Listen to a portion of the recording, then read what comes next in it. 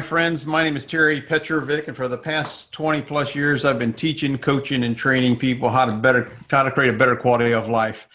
And a lot of that has to do with mindset. You know, what we think we can create and we can actually manifest often happens if we truly believe it. My belief is that I don't care how old you are, you can create success and prosperity on a whole new level. You might have to shift your philosophies, your subconscious programming, your conscious programming. But the truth is, I know you can do it. And I also know that from time to time, we all need help from other people to kind of guide us or point us in the right direction. My question for you is, why is it that some people, maybe in your company or in your, sandbox, are massively successful and you maybe aren't? What is it that gives these people the ability to catch the dream that they were chasing and you have not? Well, in this series, I call it Prosperity and the Mentors, you're going to be learning from some of the best people out there in the world, and you're going to learn how they created prosperity in their life. You're going to learn about their habits, their tools, their philosophies, how they handled challenging times, and how they've created a life of abundance, success, and happiness. Now, my guest today, I'm super excited about her. She's an author, speaker, radio personality, magazine editor, equine assisted therapist. She's an international leader, not only in the corporate world, but also in helping people with personal development. You might have heard from a guy by the name of Les Brown. He's one of the world's most famous and impactful motivational speakers. He describes her as having an amazing gift to help people change their lives. And one of the interesting things about her is she found a way to bring together, to marry, if you will, two of her greatest loves. One is helping people change their quality of life, and the other is her horses. Now, I am so excited to have and to introduce to you KandeeG. Candy, thank you so much for being here today. You know, Terry, I'm really excited to be here, and I hope we can share a message today that's going to make an extraordinary difference for a lot of folks. Yeah. So give people maybe a little bit of your insight into your background, Candy. Oh, my. I have been on my own since I was 17. I came from a very dysfunctional family, and on my own, I left Pennsylvania and south of $40 in my pocket, and I was determined to find all of those things that people want in life: happiness, relationships, success, all of those things. And what I found instead, as a young person with no one to mentor me into adulthood, is I found a whole lot of hard and a whole lot of heartache. Mm-hmm. So I set out on a mission to discover how life works at a very, very, very young age. It's like, how does this thing called life work? So I started studying everyone, and I will tell you, over the last 3+ decades, I've studied everyone, and I've been very fascinated by certain information. One of the things that always fascinated me is I would meet people, or I would meet mentors, and I would hear coaches, and I would hear this: change your thoughts, change your life. And I would go up to folks and I would say, well, what exactly does that mean? I mean, really, what does it mean? And then how do you do it? And no one could give me action steps. They could only really give me pretty theory. And so I went looking for the missing piece, Terry, and by golly, I found it. A few years later, I had a small baby. Quite a few years later, I had a small baby, and I was married, and that marriage fell apart, and I was left with a 4-month-old baby to raise on my own.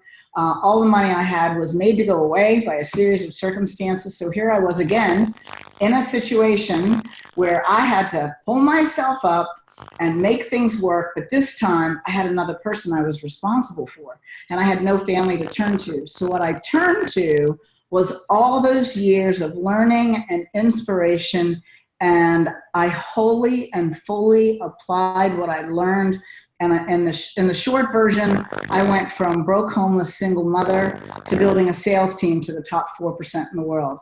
I went from broke, homeless, single mother to making more money in a month than a lot of folks made in a year.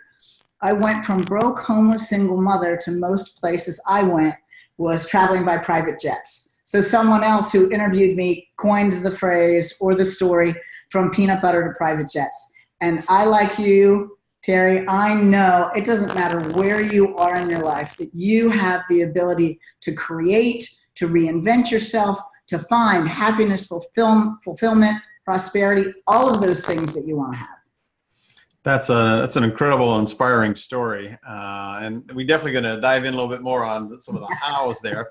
But if you could define prosperity, how would you define prosperity, Kandee?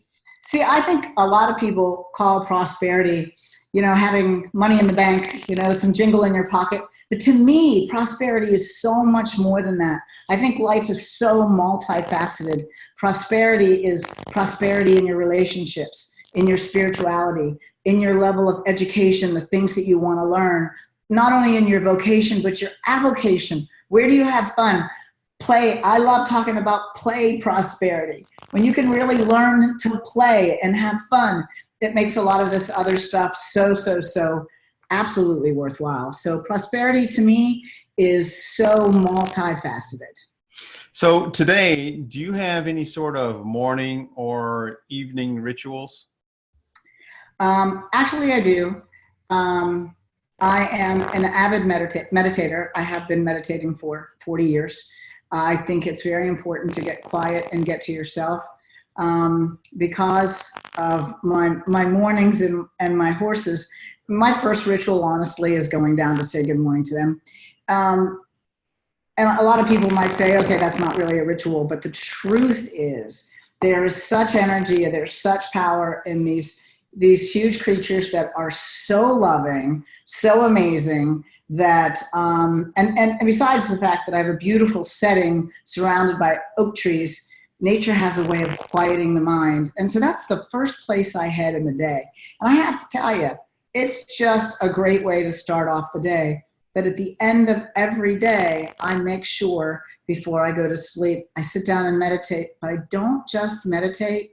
I focus on those things that I want to create. Because even today, as I have created extraordinary prosperity in all those aspects of my life, and honestly, I don't say that to say, hey, look at me, look what I did. I say it to say, honestly, I can do it.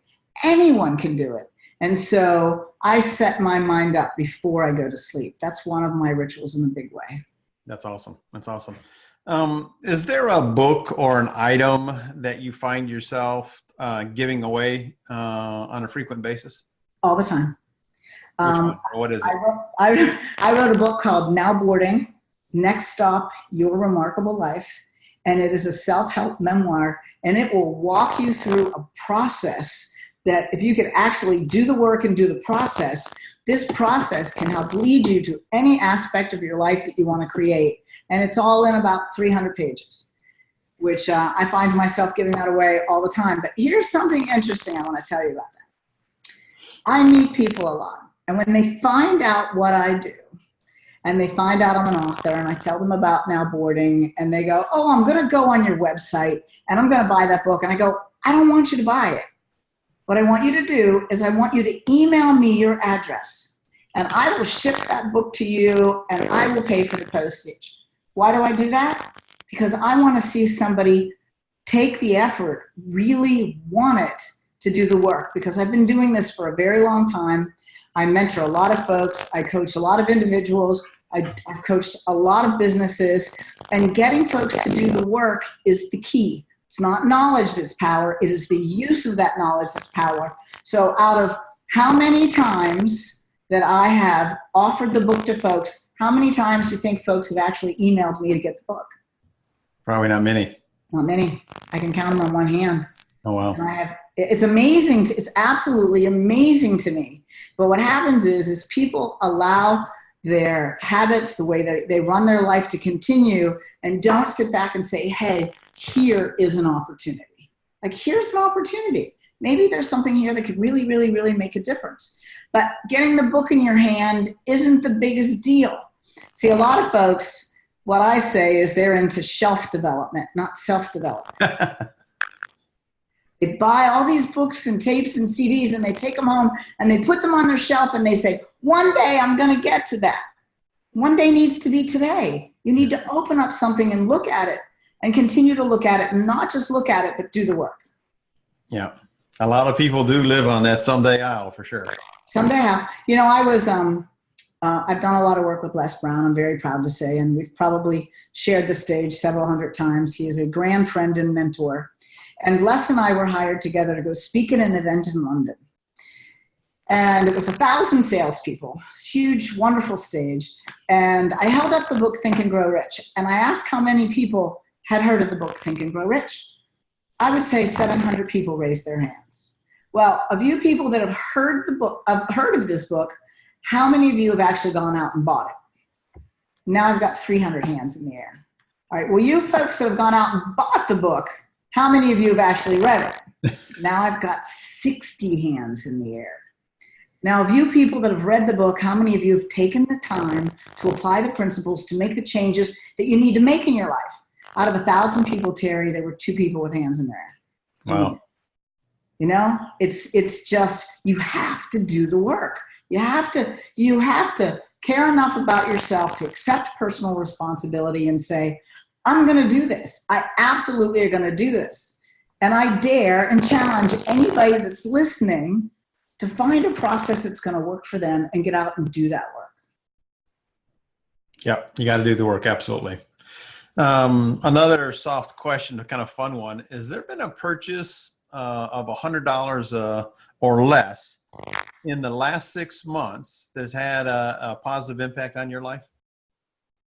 Oh, heavens. Let me think about that one. Are we talking inspirational, motivational, or are we just talking anything? You know, anything? You know, I'm living here in horse nirvana, so you know, everything that kind of surrounds me has been basically around the horses, and so focusing on $100 or less that has made a difference in my life. That's a really good question, and I'm usually really quick with answers. You know what I mean? Actually, I am going to tell you something that's made a huge difference for me. And this was probably a $30 purchase. And I believe in order to have prosperity and do the things that you want to do, you also have to have real physical well-being. And I have to be super careful about what I eat because I'm really sensitive to stuff. I found this protein powder that has only 5 ingredients in it. It has absolutely no junk in it. And I can hit that protein powder a couple of times a day. And it really helps for me to help keep my energy up. And that really makes a difference for me. Awesome. Awesome. That's a great tip. We'll have to get the name of that. IsoPure, just in case anybody wants to know, give IsoPure a plug, you know, so it's amazing. So cool. Exciting. Cool. Let's shift a little bit to business success and money. Has there been a time recently where maybe you struggled with your own prosperity and abundant thinking? And if so, how'd you deal with it? How'd you turn it around? I'm going to say recently, no. Fortunate and blessed enough to have been able to create real abundance. You know, without talking numbers, but understanding that it's the kind of place that we all want to get to in life. But certainly before recently, there were certainly times when I would struggle, especially when I was a single parent. And I have a process that I teach folks. And the exact tool that I teach folks to use is the tool that has absolutely saved everything for me. Every time my thinking got off track, I would go back to this tool that I teach folks to use. Is it in your book? It is in the book. No. And what I really want to do is like, I would love to like give you the whole thing, but what I have found is when I spit it out in 5 minutes, most folks kind of like, I don't get it, or it's just, oh yeah, I know what that is. When it's not, it takes time to explain it. But I will tell you what it does is it rewires your subconscious thinking, because the master creator is your subconscious mind. Subconscious means subconscious, unconscious. And if you're not aware of what's going on in your subconscious mind, then you can very much be thinking that you're doing the right things where your subconscious, non-conscious thinking is working against you. Awesome. Has there been a failure or mistake that you've made that later set you up for success? Oh, I think that most people that I know that are successful have certainly in ways failed their way to success. I think when I was building my sales organization and it was in real estate, I think one of the things that was a huge fail for me was I would spend a lot of time with other realtors. And what would happen is the time that I would spend with other realtors, they're always talking about how there is no market and there's no buyers and there's no sellers. And then after a certain period of time, I recognized, I go, wow, this stuff is going into my subconscious thinking. So I'm starting to believe that there's no buyers or sellers. And so that to me was a fail, where I ended up walking away from the people that I knew in the industry that would feed me information that wouldn't help my success forward, and began to feed myself positive, successful information so that I knew that I would be successful regardless of what people around me were saying. Yeah, that ties in perfectly to my next question. How much do you believe visualization and meditation tie into the prosperity building process? So somebody is not where they want to be. How important would it be for them to master that, to own that, to really grab that and run with it? It's everything. It's absolutely everything. And I have actually taken a company with 800 people and taught them how to create a dynamic vision, teach them create a collective visioning process so that everyone owned the vision, taught them how they could on a daily basis with effortless effort focus on where they were going, and the extraordinary power of visualizing it, seeing it, and then believing it, things would start to manifest. The more you pay attention to those things that you're focusing on, and you will see them start to manifest.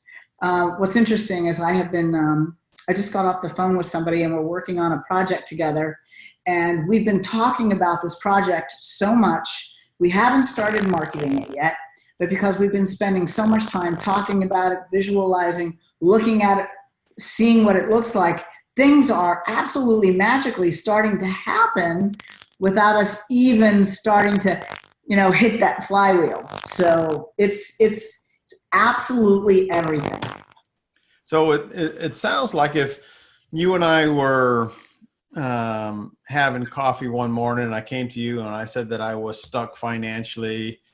I think I've tried businesses before, Kandee, haven't ever had success before. I started it and then they fail or life gets in the way. Now I'm 61 years old. I think I just need to settle. What action steps or what advice would you give me in terms of what we've been talking about here? First of all, settling is a choice. If you choose to settle, you're never going to have any more than you had. What I would tell you is most people become really successful in their 50s and 60s. So you're pretty much right where you need to be. I would also tell you what's really important is to find that thing that you really want to create and focus on, and find ways to stay focused on that. I talk so much about the subconscious mind. In the book, Think and Grow Rich, Napoleon Hill, even Napoleon Hill says the subconscious mind is the master creator. So I tell people all the time, turn off the news, be careful what you read on social media and respond to. all that stuff is becoming part of your underlying scripting and your underlying conversation that is helping you to believe that you have to settle. I'll give you an example. When my daughter was in college, she had a young friend, Emily, and she was going into her sophomore year. Emily was working in a tea shop. And we went into the tea shop, and I was talking to Emily, and I said, so tell me about your classes this year. She said, I'm not going back to school this year. I said, why aren't you going back to school? And she said, what's the point? There are no jobs out there anyway. So this is what happens to folks. They will take in information from everywhere and start to build belief in things that don't work. Finding a way to build belief in what you want. And when you see doubt cropping up, finding ways to have the doubt go away. But the thing is, Terry, it's finding something that you're passionate enough about to say, I'm going to work hard and I'm going to make this happen. Because you know what? It takes hard work. I've worked hard, very, very, very hard since I was 17. And the hard work means nothing once you can begin to reach your goals and get some of those things that you want. So it's not necessarily that people are lazy, it's that they're living their life through their subconscious programming. Exactly right. Which creates their conscious programming and action and thinking and philosophy. It helps their decision-making process, everything. It's been said that one human brain, your brain, Terry, is more powerful than 1,000 of the world's supercomputers combined. The 3 pounds of gray matter that lives inside your head. Now, let's say right now you were to imagine surrounding you 1,000 computers. Like, use your imagery in your mind. What would that look like right where you're sitting? Would they be floor to ceiling? Wall to wall? Would they go into the next room? Yeah. Would they? They'd be everywhere, right? Yeah. Okay, so I want you to see these 1,000 computers, and we're going to plug them into the internet, and they're going to run your life. You can't have any filters, firewalls, spyware, nothing. What would you tell me? Be incredible. Be incredibly what? If you had no firewalls? Well, I guess that it has a lot of potential, but it's got opportunity for garbage to get in too. Exactly. That's what people do every single day with these very powerful supercomputers called our subconscious mind. They allow the garbage in. It's creating a filter. It's building a firewall. It's how to stay focused on the good stuff.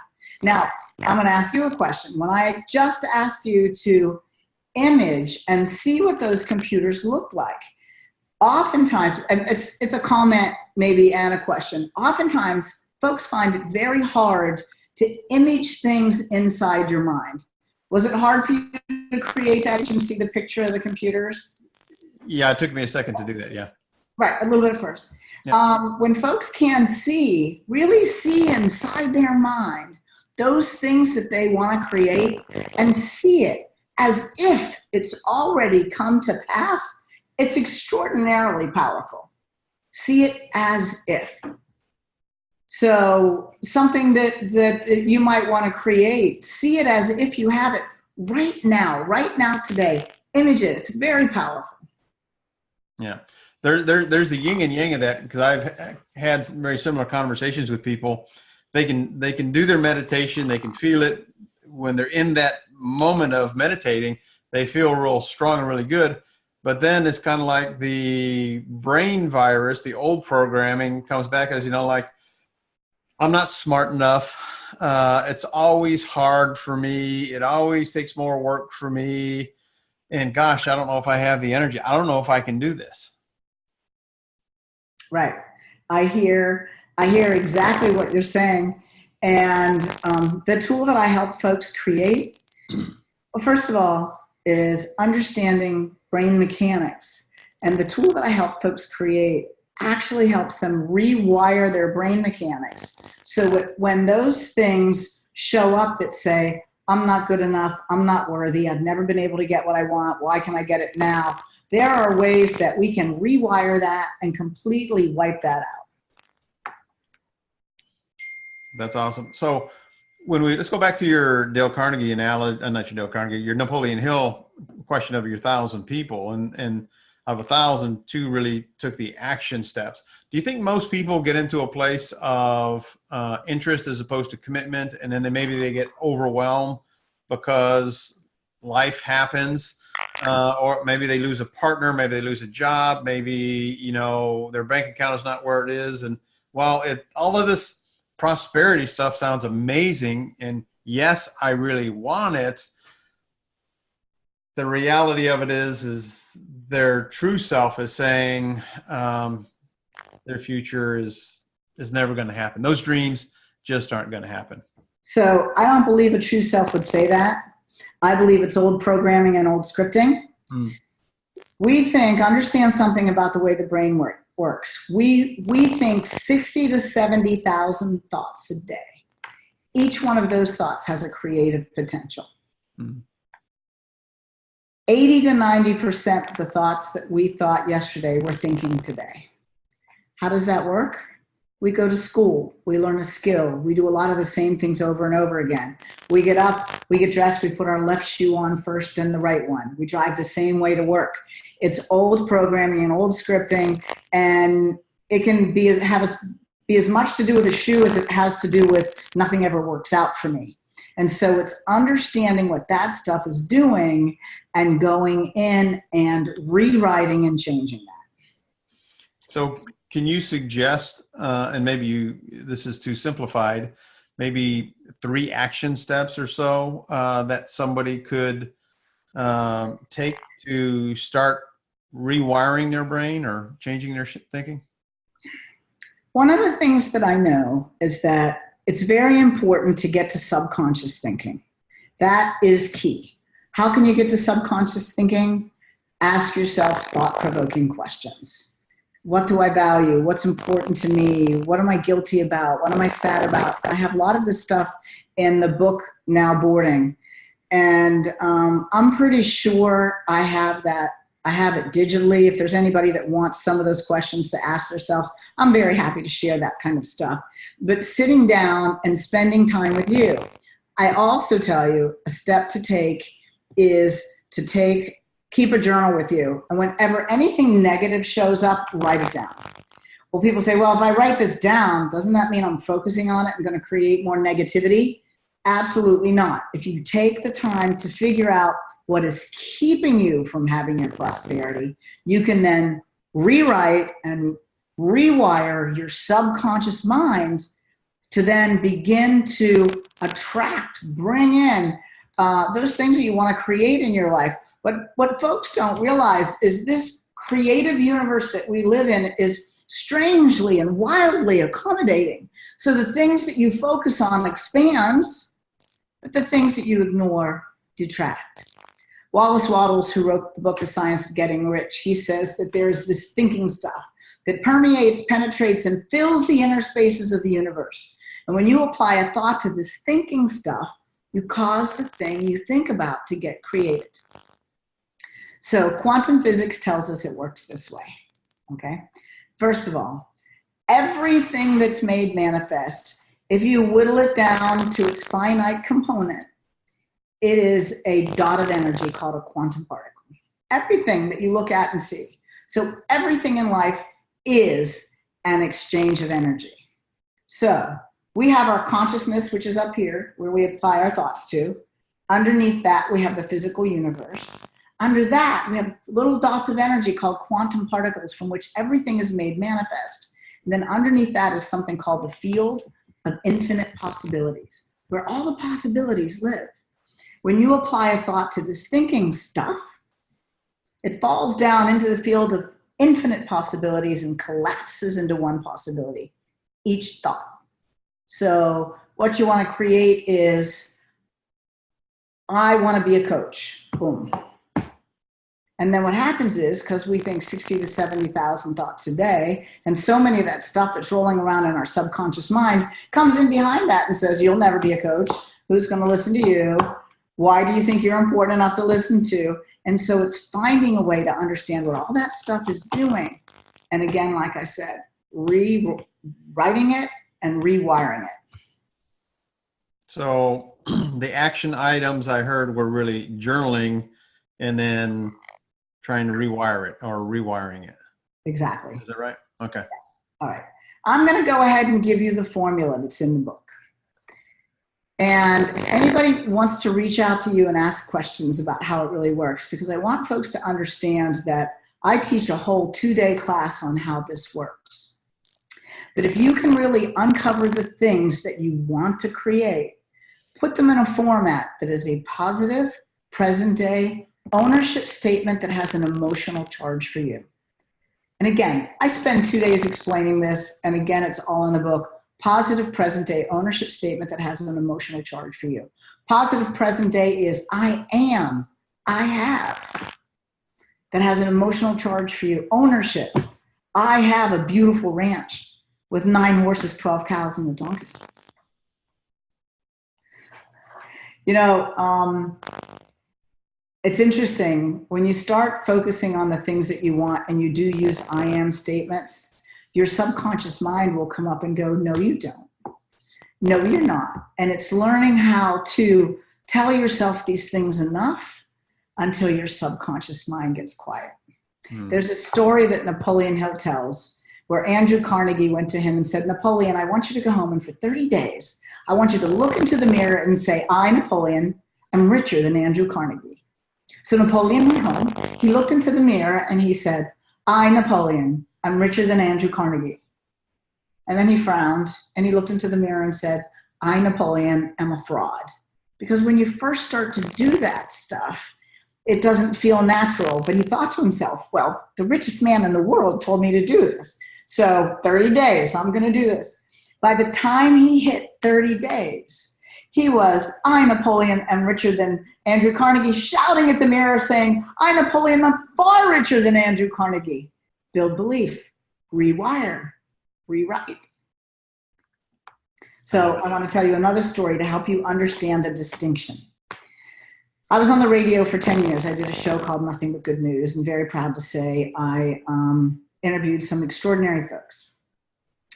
And I had Greg Braden on the radio show, and Greg Braden, he's a huge authority today on bringing science and spirituality together. And he traveled the world studying modes of prayer. And he spoke to a Native American who he called David. And he said, David, would you teach me how you pray? And so David went and took him to where his sacred space is, and it was a circle of rocks. He took his shoes off and he stepped inside the rocks. He called this his medicine circle. It had no real spiritual significance, except that's the place where he knew he focused on the things that he wanted to create. So he closed his eyes for 10 minutes, and after 10 minutes, he made a prayer sign, opened his eyes, stepped out of the medicine circle and put on his shoes. And Greg said, wait, what is it? And David said, we prayed rain.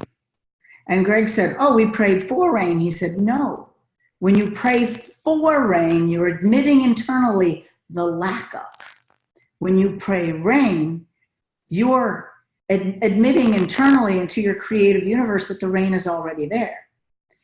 So Greg said, tell me what went on inside your mind's eye. And so David said he closed his eyes and he felt the rain coming down his face and down his arms and down into the dirt, and he'd squish his toes in the mud. He could see rain in the village. He could see chest-high fields of corn from all the rain that had come. So the distinction is visioning something that you want to create as if it's already come to pass. That's powerful. I love it. Thank you for sharing that. You're welcome. So let's shift to a couple of lighter things.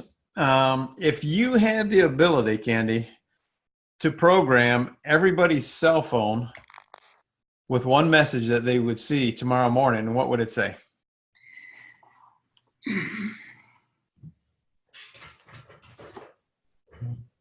It would say, live your life in truth and love. Live your life in truth and love. Fantastic. And if you do those two things, it's extraordinary the things that will come your way. truth, integrity, honor is so powerful. You get to show up as the authentic you. Exactly right. And what a blessing that would be, right? Right? Exactly. Awesome. Awesome. In the last 5 years, what new belief or behavior has most improved the quality of your life overall? I have allowed myself to not be so busy. I have learned that when you can chase dreams and focus on dreams, you can get extraordinary things to happen. But there is a side of that where you can have so many things happen that you can be busy creating for the future and forget the present. Mm-hmm. And so within the last 5 years, I have allowed myself to be in that place where I'm not as busy as I have to be. No, I don't have to be that busy. Once I learned that I had the ability to manifest and to really create, and I knew that the more I built belief in that, the more things I could create. It's extraordinary the things that would show up in my life. As a matter of fact, my husband asks me sometimes, because we have wonderful things that will show up and things will get really busy, and he'll go, "What are you focusing on right now?" So allowing myself to not be so busy. I love it. I love it. Is there an unusual habit that you have or thing that you love? Oh, there's so many things that I love. I think the best thing that I do, and one of the things that I love, is I love taking care of the people that I love and care about. That is on the top of my list. I mean, I've been with my husband for 18 years, and I would say almost every single morning we've been together, I bring him coffee in bed, or if somebody needs something, I love to supply that need. That's probably the best thing I do. With all the things that I do, I love taking care of people, and especially, like I said, those I care about, and I love being in service. It's just the way I'm wired. Any quirky habits that you have? Oh my goodness. That's my husband. Well, I think one of the things, and it drives him crazy a little bit, I can't go anywhere without making a new friend. And we were running errands for the ranch the other day. And not only did I run into people I knew, I kept making new friends with every stop that we made. So we got to our final stop, and he said, "Do not get out of this place." So I think that's probably a pretty quirky habit. I love it. Huh?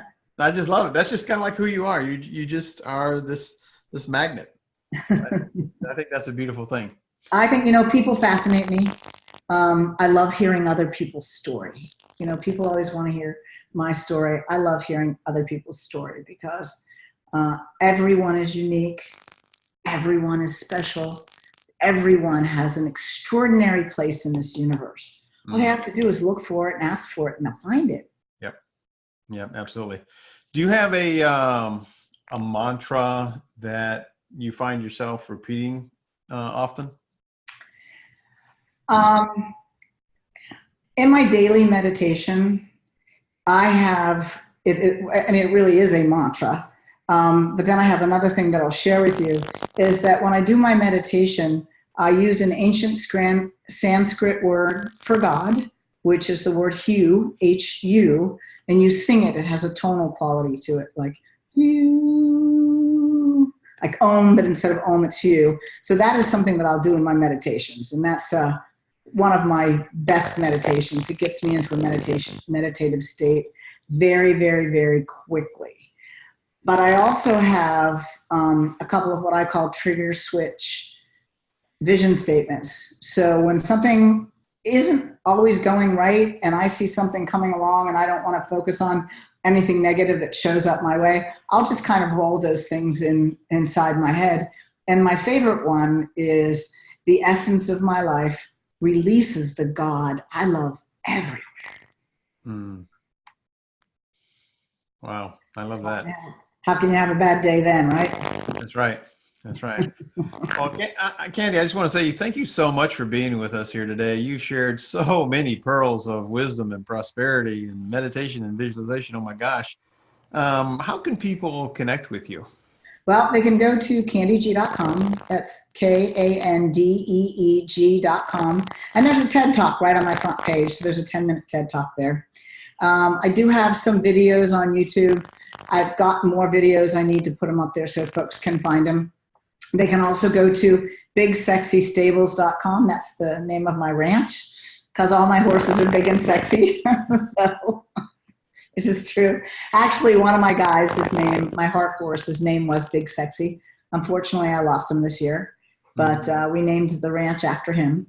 And he was a remarkable, remarkable guy. And go online and see pictures of these amazing horses.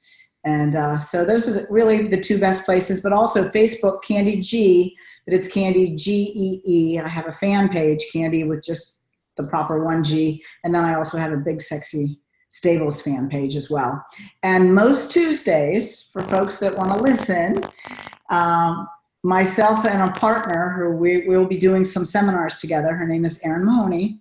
We go out, we take the carriage out early in the morning because my horses are driving horses as well as riding horses. And we do something called Conversations from the Carriage. And we share some noteworthy topic while we're driving the carriage around the ranch and giggling and having fun. So it's kind of a nice kind of way to eavesdrop in on what Erin and I are doing on Tuesday mornings. So I love those rides and those conversations. And, you know, you're taking us into your world, but you're sharing us so many tips and strategies and, you know, just things that get people thinking. And I think that's really the key of all of this, really, is to stop, think, and then, as you said several times, apply, do the work. You know, if I have a minute to share another story, when I realized how this stuff really worked, 20 years ago, I got a bunch of my girlfriends together and I said, come spend the weekend with me and I'm going to share all these things that I've learned. I'm going to teach you how to get this stuff to work so it'll help you create extraordinary success. And as life would have it, you know, we've all kind of gone our own way.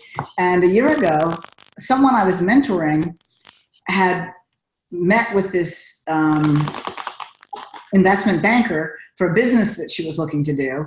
And she said, well, you know, I'm working with a mentor, KandeeG. And the investment banker was like, whoa, KandeeG? Like, he was, oh my God, I've known her for 20 years. She was one of my best friends. And she got my number and she called me and she came up the very next weekend. She brought all the work that she did that weekend. And she came up to my ranch, and you've seen my Conversations from the Carriage. It's pretty gorgeous up here, you got to admit. So she came up here and she's checking out the ranch and all the things we've got going on up here. And it blew her mind because she said, you did the work. You always said you were going to have a ranch and horses. You always said these were things that you were going to create. And she handed me her folder and she said, here's my statements that I worked on. I never did the work. I'm in exactly the same spot. Wow. Isn't that powerful? That is. It doesn't work unless you work it. Wow. That's awesome. Well, I couldn't think of no better way to end, Kandee. Thank you again so much for being you. I appreciate you. I love you. I love what you stand for. I love the vision that you cast for everybody, true prosperity and abundance. You know, I just think you're just a blessing to the planet. So thank you for being you. I appreciate that very much. Thanks, Terry. Right back at you. All right. So my friend watching, hopefully you got some value out of today's interview with Kandee. She's an amazing woman. Take her up on her offer. Check her website out. Take a ride for yourself in the carriage. You'd be amazed what you'll learn in a very short amount of time. And I look forward to talking to you and supporting you on your journey towards prosperity. So let me close with this. Let me just say, live happy, stay young, inspire somebody, and know that you absolutely deserve prosperity. Until we talk again, bye-bye for now.